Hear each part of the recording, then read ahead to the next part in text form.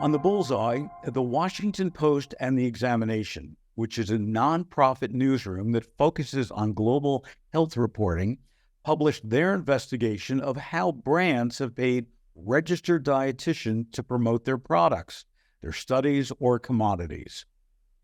There's nothing wrong with that. What is wrong is that the social media posts of these RDs did not disclose that they were paid to promote these brands or trade groups. What's also wrong is that in some cases, their postings were in direct conflict with basic nutritional science. Yep, a pure pay for play. Now, one could mislead and harm consumers with bad or incorrect information for sure, and the FTC is now involved, and the investigation will change how all health professionals post their opinions and proven scientific findings. As you know, over a decade ago, I founded the Retail Dietitians Business Alliance as an organization for those registered dietitians to reach out beyond their organizations and foster relationships with retail dietitians throughout the U.S. and in some cases the world, and to further their careers through business skills. Paramount to the effort was to adhere to the guidelines that are set by the Academy of Nutrition and Dietetics, especially as it relates to what's going on in our stores and ethical standards.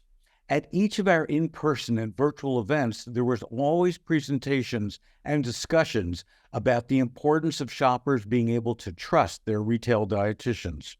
And I'm proud to say that in the retail RD space, these consummate professionals have done just that. The supermarket industry needs to applaud and recognize our retail dietitians' ethical standards, which not only is an important part of their training, but also fundamental to their everyday lives. We need to call out the standards that our retail dietitians and their organizations have set in offering nutritional advice and information. We need to promote these standards in order to really educate shoppers, to reinforce the difference between popular pseudo-celebrity RDs, whose main goal it is, frankly, to build their followers in order to get the biggest payday, versus the retail dietitians who are on the front lines helping shoppers every day of the week. There's a huge difference between them, and their objectives are very different. Our retail dietitians are in the aisles. They're in schools and they're in businesses. They're in the community to offer science-based nutritional guidance to their shoppers. Early on in RDBA, I recall a discussion between members about the importance of separating their own beliefs from those of their shoppers. One RD, who was vegan, talked about how they worked hard to understand all aspects of animal and fish protein, beef, pork, chicken, salmon, and the like, so that they could answer and recommend these foods to their shoppers without any bias. That's the commitment and ethos that retail dietitians make to their organizations and to their shoppers.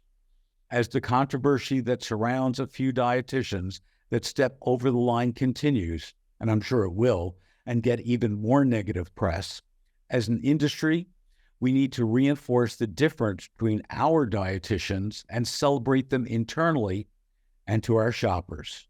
Be sure to visit supermarketguru.com for the latest marketing analysis, issues, and trends. And don't forget to join us back here next Tuesday at 2:30 p.m. Eastern for more.